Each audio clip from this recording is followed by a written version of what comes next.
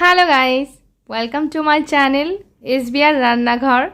সবাইকে জানাচ্ছি রমজান মাসের অনেক অনেক শুভেচ্ছা। আর সেই সঙ্গে শেয়ার করছি দ্বিতীয় রমজানের দিন আমি আমার প্রতিবেশী রোজাদারদের জন্য কি কি ইফতার আইটেম বানিয়ে তাদেরকে খাওয়ালাম সেই রেসিপিগুলো, আর তারা আমার এই ইফতার আইটেমগুলো পেয়ে কতটা খুশি হয়েছে সেই ভিডিওটাও। আমরা এখানে এক বিল্ডিংয়ে যারা সবাই আছি, মানে হিন্দু মুসলমান সবাই কিন্তু এক পরিবারের মতো থাকি। একে অপরের বাসায় আসা যাওয়া খাওয়া দাওয়া খুবই আনন্দ করে আমরা একসঙ্গে থাকি। তো তাদের এই রোজার দিনে আমি সামান্য একটু ইফতার আইটেম করে খাওয়াতে পেরে অনেক খুশি, আর তারাও আমার হাতের রান্না খেয়ে অনেক খুশি। তো আজকে আমার ইফতার আইটেমে ছিল লুচি, ছোলার ডাল আর টমেটোর টক। এই রেসিপিগুলো ওনারা খেতে অনেক পছন্দ করে, বিশেষ করে আমার হাতের রান্না করা, ওই জন্যই আজকে এই রেসিপিগুলোই করছি। তো প্রথমেই ছোলার ডালটা বসিয়ে দিয়েছি, আর এখানে ছোলার ডালে আমি পর্যাপ্ত জল দিয়ে আর স্বাদ মতো লবণ দিয়ে বসিয়ে দিয়েছি। এরপর ডালটা যখন ফুটে উঠেছে এর উপর থেকে সাদা বাবলসগুলো ফেলে দিয়ে চুলার আঁচটাকে মিডিয়ামে করে রেখেছিলাম। আস্তে আস্তে ডালটাকে পরিপূর্ণভাবে সেদ্ধ করে নিয়েছি। আর অবশ্যই করে ছোলার ডাল রান্নার সময় কিন্তু আস্ত ডালটা নিলেই ভালো হয়, এই ডালের টেস্টটাও ভালো আসে আর ডালটা মোমের মতো গলে যায়। ডালটাকে ভালো করে গলে নেওয়ার পরে এর মধ্যে দিয়ে দিলাম আদা জিরা বাটা।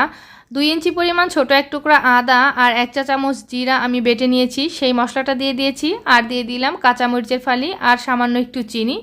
এখন এই ডালটাকে আদা জিরা বাটার সঙ্গে আরও 5 মিনিট মতন ফুটিয়ে নিয়েছি। এখন অন্য একটি কড়াইতে ডালের জন্য আমি ফোড়ন তৈরি করব, আর এই স্পেশাল ফোড়নটার জন্যই কিন্তু আমার রান্না করা ডালের সুঘ্রাণ আর স্বাদের প্রশংসা সবার কাছে। ফোড়নের জন্য প্রথমেই গরম তেলের মধ্যে চেরা শুকনা মরিচ দিয়ে দিয়েছি, তারপরে দিয়ে দিয়েছি এলাচ, দারচিনি, আরও দিয়ে দিয়েছি তেজপাতা, সেই সঙ্গে দিয়ে দিলাম আস্ত জিরা আর কিছু মেথি। এখন এই মশলাগুলোকে একটু বাদামি করে ভেজে নিতেই দারুণ একটা সুঘ্রাণ ছড়িয়ে পড়েছে। এরপর পর্যায়ে দিয়ে দিচ্ছি থেতো করা আদাটা দিয়ে আদাটা আরও একটু লাল লাল করে ভেজে নিতেই উত্তপ্ত ফোড়নের মধ্যে ডালটা দিয়ে দিতে হবে। তো আমি ডালটা দিয়ে দিলাম, আর এখন দিয়ে দিচ্ছি সামান্য একটু হলুদের গুঁড়া। এখন হলুদের গুঁড়াটা ভালো করে একটু নাড়াচাড়া করে ডালের সঙ্গে মিশিয়ে নিব। আর ফোড়নের সঙ্গে ডালটাকে আমি মোটামুটি 2 থেকে 3 মিনিট ফুটিয়ে নিব মিডিয়াম আঁচে। পেঁয়াজ রসুনের রান্না করা ছোলার ডাল তো অনেক খেয়েছেন। যারা এভাবে এখনও নিরামিষ ছোলার ডালটা রান্না করে খাননি, আমি তাদের বলবো তারা একবার হলেও বাসায় ট্রাই করবেন। দেখবেন আপনারা এভাবে রান্না করা ছোলার ডালেরই ফ্যান হয়ে যাবেন, কারণ এই ছোলার ডালটা খেতে অনেক বেশি সুস্বাদু হয় পেঁয়াজ রসুনের ডালের থেকে। এটা কিন্তু লুচি, রুটি, পরোটা এসব কিছুর সঙ্গে যেমন ভালো লাগে খেতে, তেমনই একটু লেবু চটকে পোলাও বা ভাতের সঙ্গে খেতেও কিন্তু অসাধারণ লাগে। তো ফোড়নের সঙ্গে আমি ডালটাকে 2 থেকে 3 মিনিট আরও একবার ফুটিয়ে নিয়ে চুলা বন্ধ করে রেখে দিয়েছি। আর পাশের চুলায় আমি লুচি তৈরি করছি, আর এই লুচিগুলো কিন্তু আমি তৈরি করছি আটা দিয়ে। আটার মধ্যে আমি প্রথমে স্বাদ মতো লবণ আর কিছুটা চিনি আর সয়াবিন তেল দিয়ে ময়ান দিয়ে এটাকে মাখিয়ে আধা ঘন্টা রেখে দিয়েছিলাম। এরপর এর থেকে ছোট ছোট করে লেচি কেটে এভাবে গোল গোল লুচি বেলে ভেজে নিচ্ছি।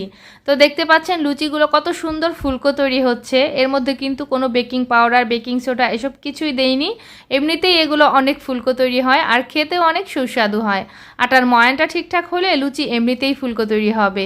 এইখানে আমি লুচি ডাল সেপারেট করে বেড়ে নিয়েছি 2টা ফ্যামিলিকে দেওয়ার জন্য। আমি যাব এখন 4 তলায় আর যাব 2 তলায়। আমি সব খাবার গুছিয়ে বেড়ে দিয়েছি, এখন আমার বোন এগুলো নিয়ে যাবে, কারণ আমি আবার ক্যামেরা মেনটেন করছি।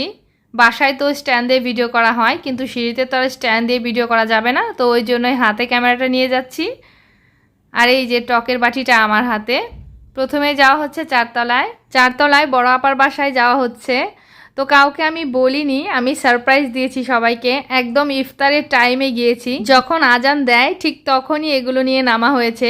ওনারা মাত্র ইফতার করতে বসেছে, আর ওনাদের বাসায় যেসব ইফতার আইটেম করা হয় প্রত্যেক দিন অবশ্য আমারও খাওয়া হয় এগুলো, হয়তো নিজে এসে বা বাসায় পাঠিয়ে দেয়। তো এভাবে করে ইফতার আইটেম প্রত্যেক দিনই আমার খাওয়া হয়।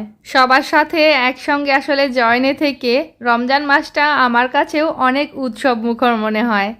তো এখানে তো সবাই খাওয়া দাওয়া করছে, আর এই দিক থেকে আমার ছোট বোন দোতলায় নিয়ে চলে গেছে ওনাদের ইফতারিটা। এখানেও এসে তো দেখি ওনারা সবাই খাওয়া দাওয়া করতে অলরেডি বসে গেছে, আর সবাই মিলে আনন্দ করে টেবিল বাদে আজকে ফ্লোরেই বসে গেছে। ভাবিও জানতো না যে আজকে আমি এইসব কিছু ইফতারে আয়োজন করে ওনাদের জন্য নিয়ে আসবো। উনি অলরেডি একটা প্লেটে আমাদের জন্য সমস্ত রকম ইফতারি গুছিয়ে উঠিয়ে রেখেছে যে আমাদের বাসায় পাঠিয়ে দেবে। তো গিয়েছি, গিয়ে একসঙ্গে আমরাও খেলাম, ওনারাও আমার বানানো খাবার খেলো। খুবই আনন্দ হলো, সবাই মিলে অনেক মজা করলাম ওই দিন। আজকের আমার ভিডিওটি কেমন লাগলো সেই সঙ্গে রেসিপিগুলো অবশ্যই কমেন্টে জানাবেন। আর ভিডিও ভালো লাগলে প্লিজ লাইক কমেন্ট শেয়ার করবেন, আর অবশ্যই আমার চ্যানেলটাকে সাবস্ক্রাইব করে রাখবেন। সকলে ঘরে তৈরি খাবার খান, সুস্থ থাকুন।